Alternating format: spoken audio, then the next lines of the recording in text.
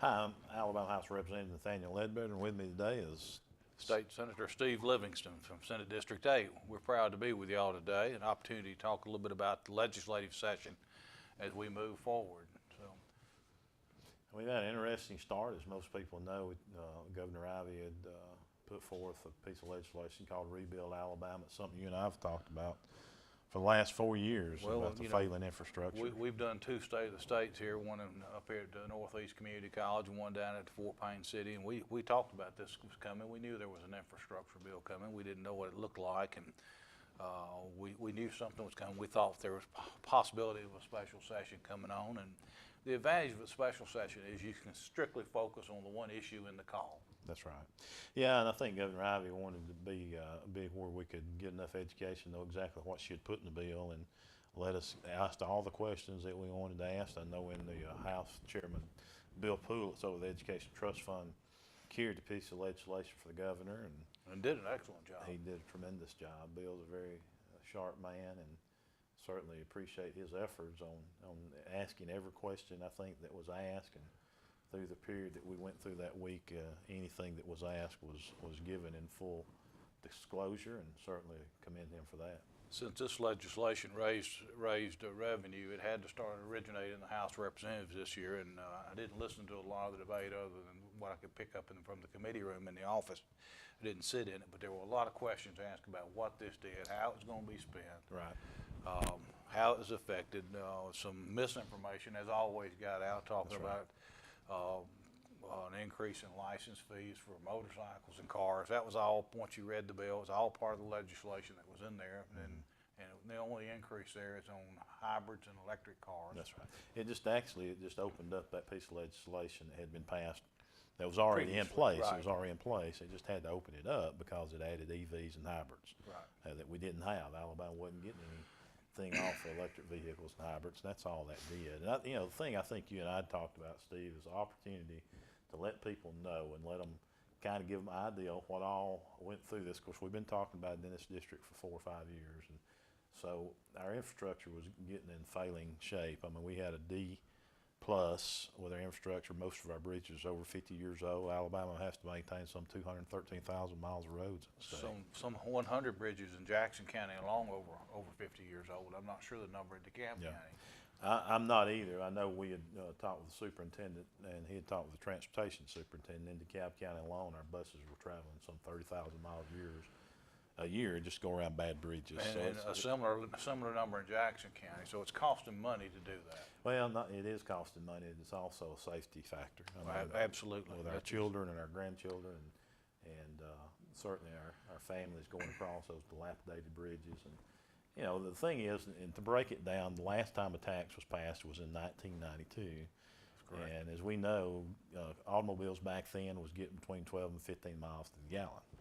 There are more cars on the road today. We're driving more miles, and the simple truth is the last 3 years, the revenue's been down about 6% from the gasoline tank. So as costs go up and revenue goes down, there's a gap in there, and we're going to be at a point in time where we can hardly maintain the roadways. So that's right, and that's what happened to the state of Alabama, and it's happened all across the country. I mean, Mississippi had changed a lot of their revenue to try to accommodate for that.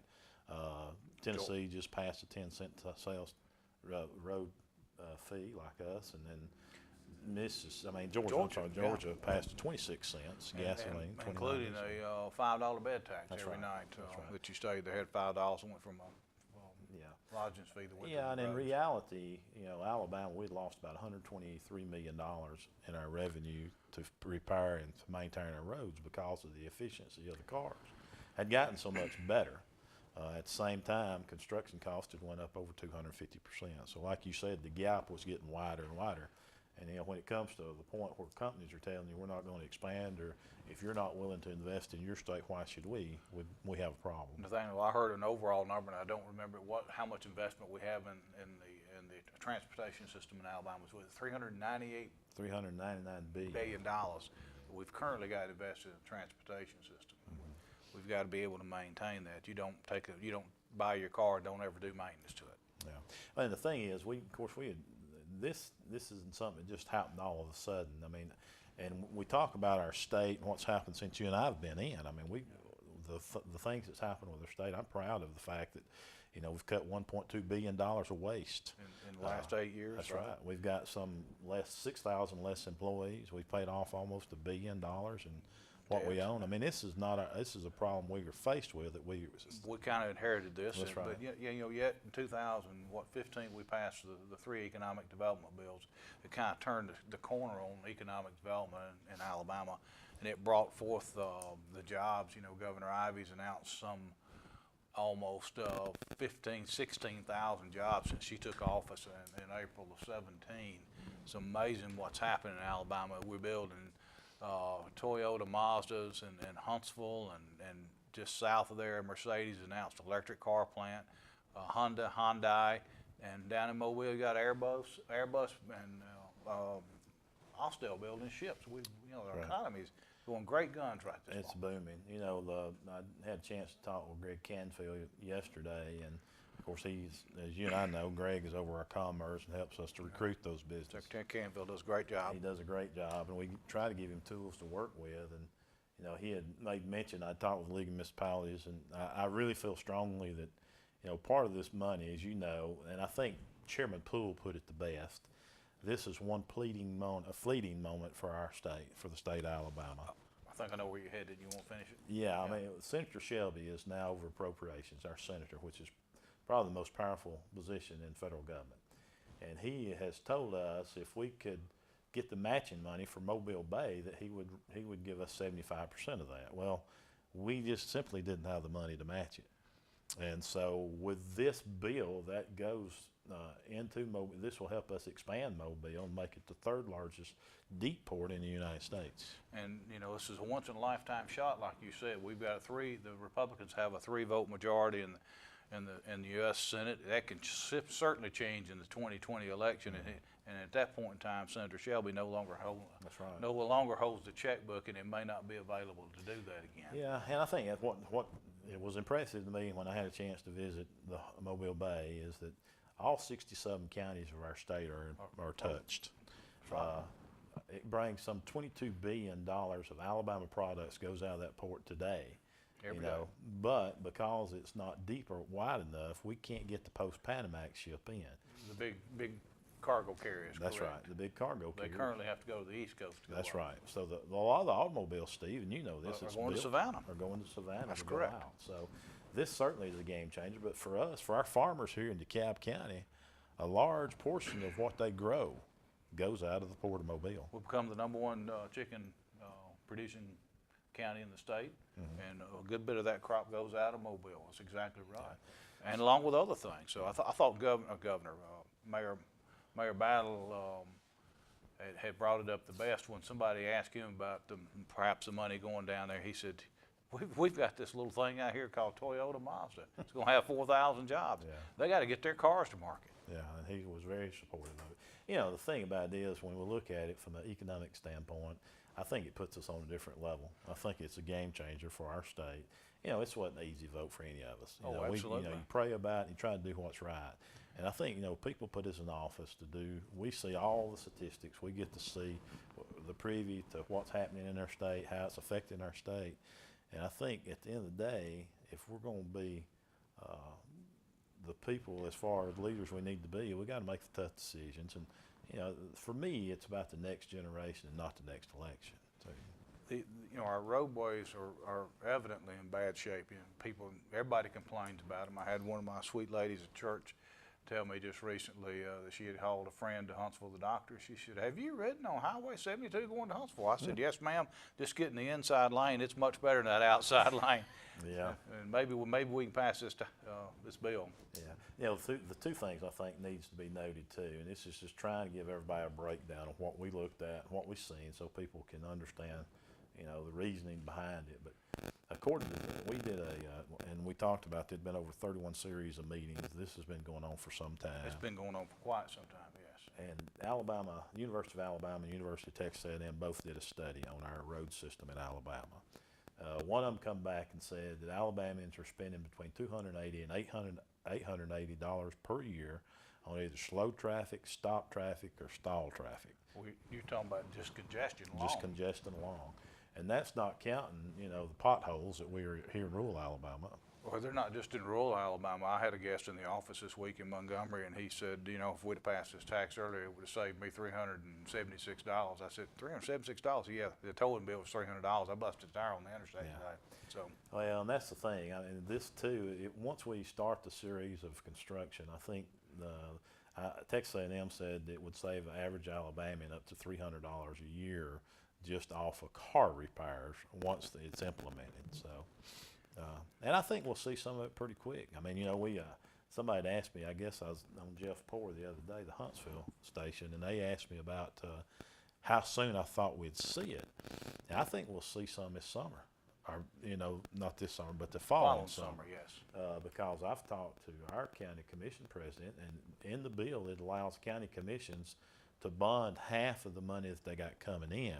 So he's saying, man, we may go out there and really, because they're so far behind, Steve. Both counties, both of our counties, or my counties in Right. this instance are. Madison County's a little better shape than the other two, but Yeah. they've still got problems out in the rural area also. So. They do. And They get a little help from Huntsville. That's right. And you talk about Jackson County is a county you serve. Of course, I serve DeKalb. You serve both of them. And Madison, yes. And Madison. And downtown, part of the city of Huntsville. So you had all parts of this that had to come together to make this happen. That's right. The interesting thing for me out of the way the divisor worked, because Jackson and DeKalb are in the same situation, we're actually going to receive more money off this than the taxpayer puts in. Local taxpayer. The local taxpayer. The other thing it does, it allows, we talk about a road system and how much we got invested, but the federal government actually pays for 60% of our investment. Right. So some of the rural counties, we were fortunate enough our counties wasn't like that, but some of the more rural counties did not have enough money to draw down the federal dollars. That's true. So it's going to give dollars to everybody, and you know, where some of them weren't happy, we know that, but they understood the importance of it, and moving on. I think the big 5 cities weren't happy with that. No, so, but they did. But come they together. understood. They understood the significance of this, and one other little thing that is interesting about this is what almost 46% of this revenue is paid by the trucking industry. That's and right. Another 23%, almost 70% of the revenue generated by the fuel tax or the use tax on the highways is generated by the trucking industry and out-of-state customers. That's right. Okay. I think it's travelers. just only like 33% is actually by Alabamians. Alabamians. Yes. Of course, and we understand that we want to try to do what's best for our state, but and looking at it, if you look at the opportunities that it brings to our state with economic development, I mean, I really believe that we're going to move up the ladder in the automotive industry. I think we're going to move up the ladder in. I think you've issued that challenge of what you told me I earlier. did to right? Canfield, yeah, and I think it's going to help us, of course, support Mobile and South Alabama. Now we're in the top 7 in aerospace, making planes and then ships. Big things amazing. coming to Huntsville in aerospace engineering still yet. Vice President Pence is scheduled to be there, and the National Space Council is coming out, I think, Tuesday right now. So, yeah, there's a lot of good things happening. The thing is that worried me was with all the growth we had and some of the things we done, that with people talking with some of these companies saying, if you're not willing to invest, why should we? And we heard expansions. that last year or 2 years ago when they went around the state. Yeah. But the Mercedes president wanted to make sure we were invested in our own place. That's right. Well, they invested again. And this has been a few years ago, but I seen the Brax General stand up in Huntsville. And I was there at that meeting when he said, if you don't do something with the infrastructure, if we knew it was going to take our employees 45 minutes to get to and from work, we'd just stayed in Virginia. No, they wouldn't. Take them an hour up there or longer. So yeah, that's right. That's right. But again, you've heard Mayor Battle also talk about the importance of making that 18-minute commute through Huntsville, and they understand this. They're investing huge dollars on the Parkway themselves, local dollars, huge dollars on what Carl T. Jones across the mountain. They're opening it back up with 4-lane, or will be within a year of that. So they understand the importance of what infrastructure is to the workforce. And not only the workforce, but being able to get your products to market. That's the important thing. That's right. And Mayor Battles, you got to compliment him because they did a revenue measure up there as well to match state fund, federal funds to be able to continue the expansion of their infrastructure. And they've just about completed, you know, they talked about the bridges and over in Huntsville, but they've all got, they're bridges to somewhere now over there on the parkway. Well, and I think, you know, if you look at the big picture of it, and we've talked about the numbers a little bit, but, you know, the economy is something I think the people want us to do is try to grow the economy. And we've talked about how we think this will continue to grow, and it puts us on a different playing field because of Porter Mobile and being able to help our infrastructure, 65, 565, and 459, those type of. We think about the waterways. You know, you can go anywhere in the world from the Tennessee River. That's right. So think about the waterways and the potential for the inland ports. The docks down in Warrior River where the coals, some of the coals loaded up and shipped out. Just huge potential. And you know, the growth of that helps bring money back into our state. You know, this past year in 2018, Alabama had more economic growth in any 1 year period in our history. That's right. At $8.8 billion. I mean, that's amazing to me. And I think we can continue to do that if we continue to work on our infrastructure and build our roads. You know, that's important. That's a big deal. And I think that's a big enough deal to try to do something to help our infrastructure. You know, but it's not just that. It's the safety. I mean, if you had to look at all these issues, we talk about not tearing up your car and then trying to get it where we can fix the roads to continue our growth in our infrastructure where these companies still want to come in. But you know, the biggest factor to me is making it safer for our kids. Bridges to cross, safe roads for our school buses to travel, places for them to be able to access in and out. Right, that's right. You know, the thing about, we talked about this earlier, but the cost is actually a bottle of water. I mean, you know, a week. So, and if you look at the billions of dollars that it's going to put into our economy and the safety factor for our kids, I think once people understand, and that's what we're trying to do. I mean, that's what of course, we've been talking about it for years. We have, yes. But we didn't know what was in the details either. Well, as Montgomery always says, the devil's in the details, and it sure enough is. So, but this was clean, simple. It went through a 5-6 hours for the floor debate in the Senate. I don't know how long y'all debated in the House.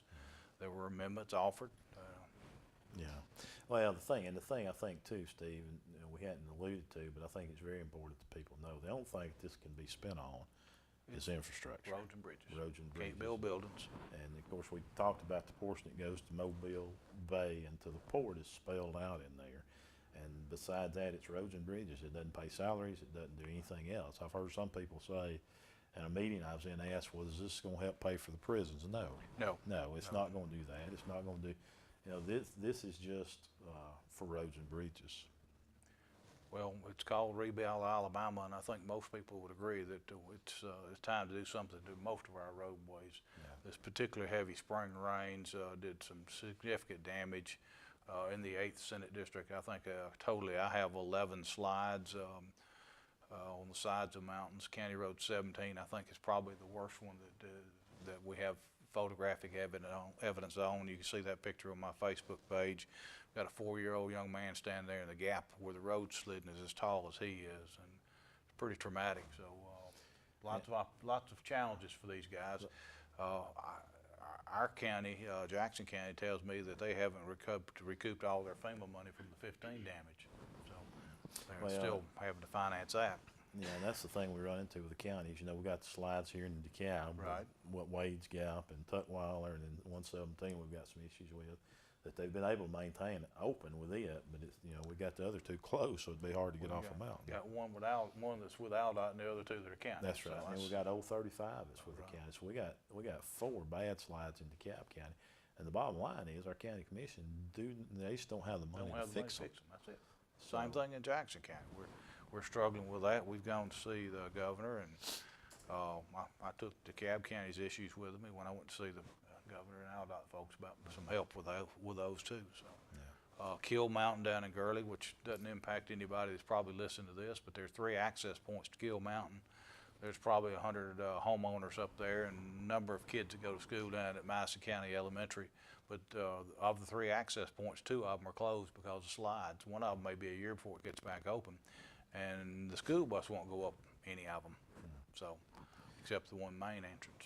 Yeah. Well, you know, the thing is, if you look at all the data, and you know, like we've talked about with our county roads and the shapes that they've gotten in, I know a lot of people that live in rural areas, especially, that a lot of those roads are turning back into church roads almost. We've had some of our county commissioners tell us that. Yeah. Correct.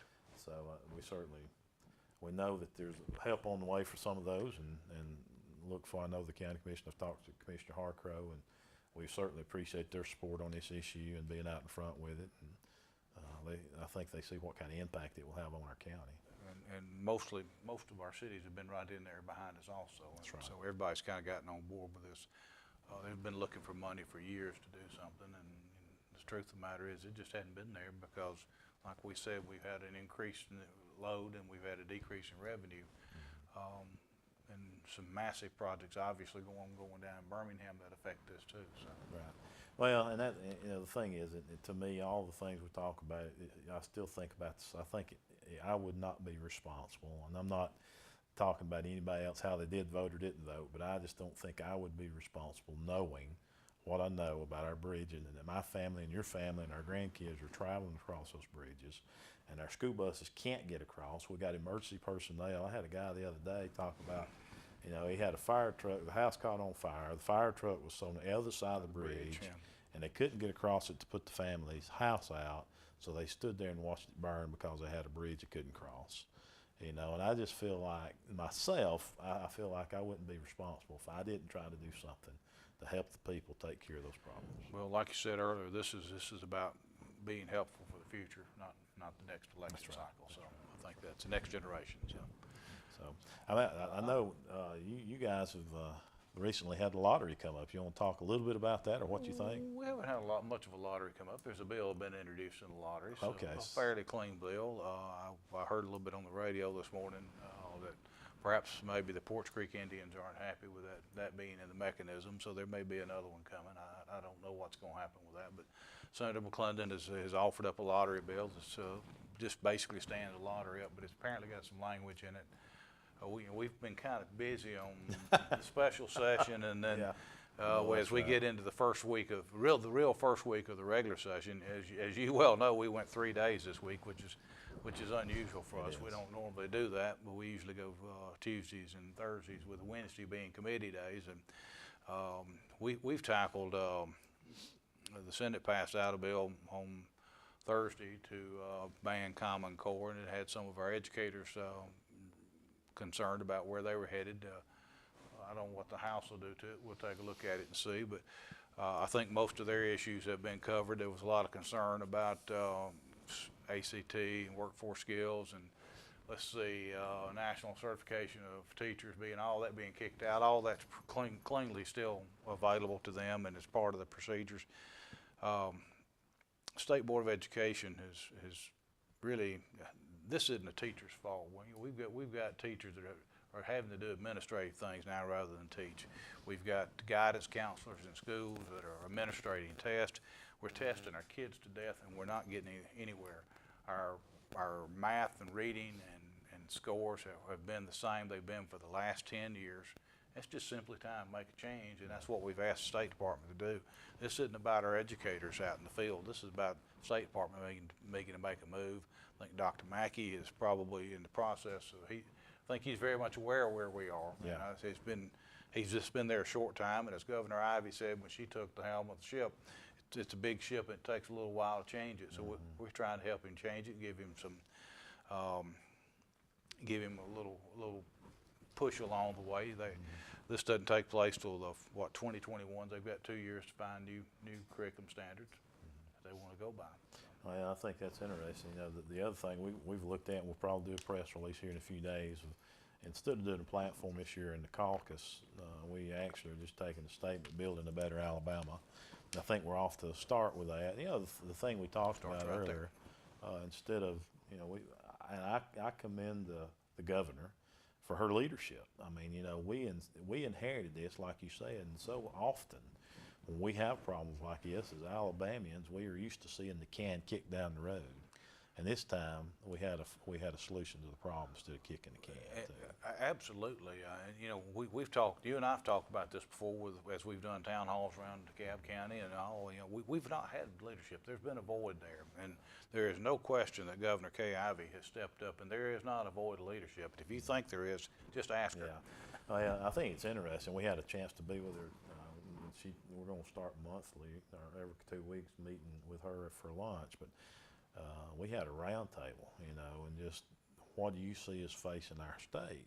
We hadn't done that before, Steve. We've never had the opportunity to do that, you know. And of course, as you and I know, in all the town hall meetings that we've had, mental health's a major issue in our state. We need to address that. Well, it goes right back to our schools again. You know, if we can get our guidance counselors away from doing testing and other things, and get them back into helping these kids do things, and that'll take a little edge off that mental health bill, just like the autism bill. We get those kids in some training early on, they become productive. If the same thing happens with mental health, if we can stop those issues early on and can identify them, get them treated, then it saves everybody money down the road. Well, and that's, you know, I've been pleased to be a part of this over the last quadrennium, and certainly have had a pleasure working with you and the governor's leadership, the speaker's leadership, and the pro tem. I really see the state is moving in a direction that I hadn't seen it move in. I mean, we are seeing growth in a state that I've, in my lifetime at this magnitude, I hadn't seen. I think it's because that we got strong leadership at the top, and they're willing to face those issues. Leadership, you know, Speaker McCutcheon and Pro Tem Marsh, and of course Governor Ivey, and even Lieutenant Governor Ainsworth is stepping in on this. That's right. Also, and to push us forward to tackle these tough issues and make Alabama a better place. That's right. For not just for us, but for our kids and our grandkids. Yeah, one thing we're going to look at too, and I know y'all are in tune to it, is expanding our pre-K program. Alabama's got the best pre-K program in the country. I think we'll be able to expand it this year because we're only serving about 32% of our children at that age. Right. So I think we'll be able to do that. You know, our broadband issue, which you were very heavily involved in last year. I was. We're going to pick that bill up next week in committee, expand the broadband, which, you know, we've been blessed here in Northeast Alabama. FTC has been out. They've got some of those grants already that have been available to them, and we're going to continue. And I think that our potential holdup in that has seen the light, and he's kind of stepped in to, well, I want to help you guys. So that's a good thing. That's a good thing. Well, maybe he got connected to the internet. I don't know. That may be it. That may be it. But you know, then we'll go in. We'll have some bills come out. And of course, one that I've been involved in with Senator Tim Melton is doing the history of the Bible and using it as elective. So sixth grade history of the sixth Bible. grade history of the Bible. That passed out of the Senate yesterday. Yeah. So we're excited about that and looking at that. The other thing, you know, we've got some abortion bills that we're going to be looking at to try to make the state law stronger, and so we'll see that coming up, and certainly I'm glad to be a part of that. So I think we got a lot of good things coming out this quadrennium and this session, but the work's just now beginning. We just now started in Montgomery, and there are a lot of good bills out there. There's some bad bills out there. We had what is it that Senator Elliott introduced to do away with police jurisdictions. He came up to me yesterday on the floor. He said, "I just got a little news," and he said, "I think I understand that." He said, "What's that?" He said, "The majority leader in the Senate came up to me. He said, I have a problem with your bill." Or your bill has a problem. He said, "Does that mean it's dead?" I said, "Probably." Yeah. Sometimes you hate to deliver those messages. Yeah, I haven't had to deliver those like the majority leader in the House has, but I certainly understand that. Yeah, well, there's sometimes. I haven't been on the receiving end either, so. No, that's a good thing. That's a good thing. But you know, the thing is, we want to try to keep the legislation moving, and the people get their money for what we're down there. I mean, you know, we did a thing last year where we had a couple of resolutions that tied up a couple of days of session. So instead of doing those now, we do them as a caucus resolution. We got the majority, so that if they pass in the caucus, they're going to pass in the House anyway. Right. So that saves time. The reason we didn't do a platform this year, I hope that just by doing a statement, trying to put bills around that it will also free up some days instead of having that kind of debate on the floor for our agenda items. Well, there's sometimes there's some issues that are very near and dear to certain people. They are, and they like to talk on them, and that's all fine. Yeah. And they need to. I We're a thought, deliberative body. That's That's what right. we're there for. and I also think that we'll see probably a stronger school safety program come out. You know, last year we passed the bill Right. that allowed them to use money for either security or technology. Right. Continue to see that, I think. I think so. I think we'll continue to see that. I think we'll see some legislations that'll give us a stronger leg up to make our schools safer. This year's budget's gonna be some $6.63 billion in education, and it looks even stronger for the next year. So it'll be the largest education budget we've ever had, I think. It will following be. year. Hey, I'm excited about that. I think it gives us an opportunity. We're in a position now where we can see the light or start to turn the corner in our education As long as system. the economy will hold, I think things are good, you know. Unfortunately, the Education Trust Fund is subject to the economy being vibrant, Right. more so than the general fund. The general fund didn't take as bad a turn down in that. It just doesn't, but it doesn't grow either, No. so. And I think that's I mean, for the viewers to know, most of all of our growth money is in the Education Trust Fund. And they voted for it to be that way. The voters voted for it to be that way. And on our total budget, the money that's sent into the state, some 73% goes directly to education. And of the remainder of that, which would be 37%, my math right on that? No, it's not right. 27%. I'm sorry, 27%. Half of that either goes to Medicaid or prisons. Right, and we, 92.7% of our total budget is earmarked, so we don't have this discretion, but with over like 6.5 to 7% of how to handle Medicaid or mental health or prisons, and they're the big they're the 800-pound gorilla in the room. That's so. right. And one thing that's changed since you and I started is the fact that when we first come in, we had spoke to a lot of different groups, and our budget problem wasn't the budget problem; it's a Medicaid problem. But since then, the tide's turned. Well, the economy being better, people have gone back to work, and they're not drawing Medicaid like they were. So the last 2 years, Medicaid has actually hadn't had to have an increase. They've had carryovers in their budget. They haven't asked for a budget increase. So the thought process is if the economy stays good, this continues to hopefully shrink. I don't know if it'll shrink, but maybe it won't grow.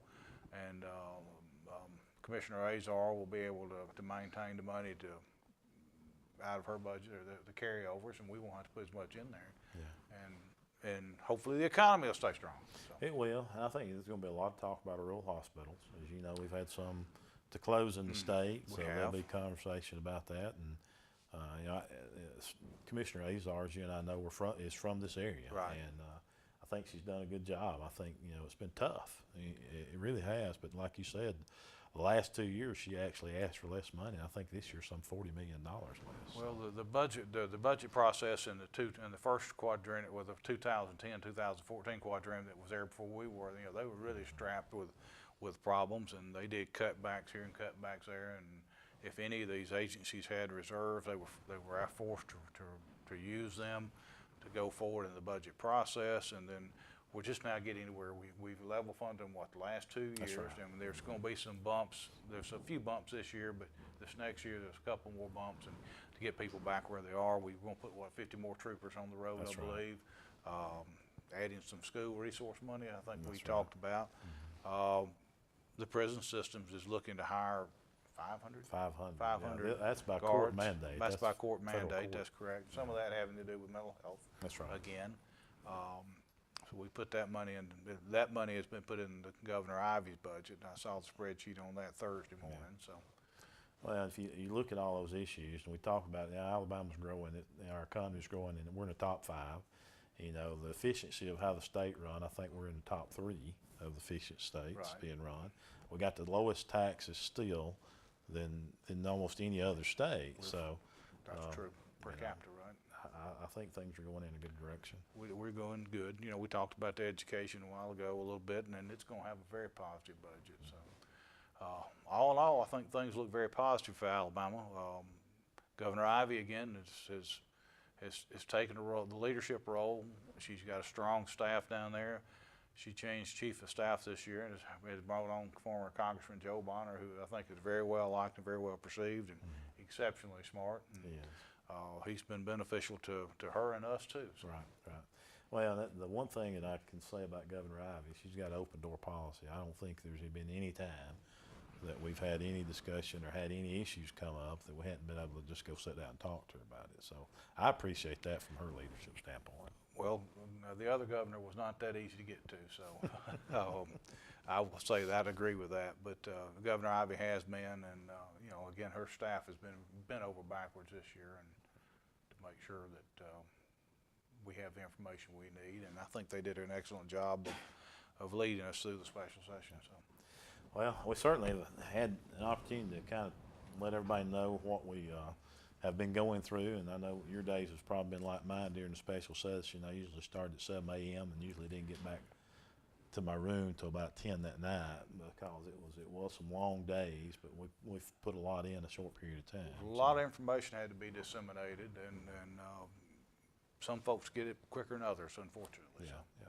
Well, the good thing about both, you know, Senator Chambliss and House Member Poole were willing to take as much time as it took to make sure the members were comfortable with it. Oh, and both of them stood at the microphone for, you know, hours on end. I know we were about 5 hours. We started, I think, that morning at 9 and finished up about 1:30. So that was with no break through there for him. And because of their efforts, I like you said, I give them both credit because of their efforts in the special session. Once Governor Ivy's bill did come to the floor, it received over 80% of the vote in both chambers. And I think it's just because of the information that they'd given. Well, if you give everybody the information, let them make their own decisions. That's what happened. We had, I think, 6 members of the Senate that voted against it, and y'all had some 20 members of the House that voted against it. So, and that's certainly their prerogative to do so. Absolutely. I mean, it's 84 and 20 in the House, and y'all were 28-6. 28-6. That's right. We got one member that's absent. Will probably likely be absent this year due to illness. So. Well, Steve, I've enjoyed it, and you know, maybe at the end of the session we can come back and do this again, kind of let people know where we're going, and you know, we'll continue to be out and do the community meetings like we have always. We've been available to them at any point in time, and we'll continue to be that way. So, thank you for the opportunity to be with you today. Absolutely.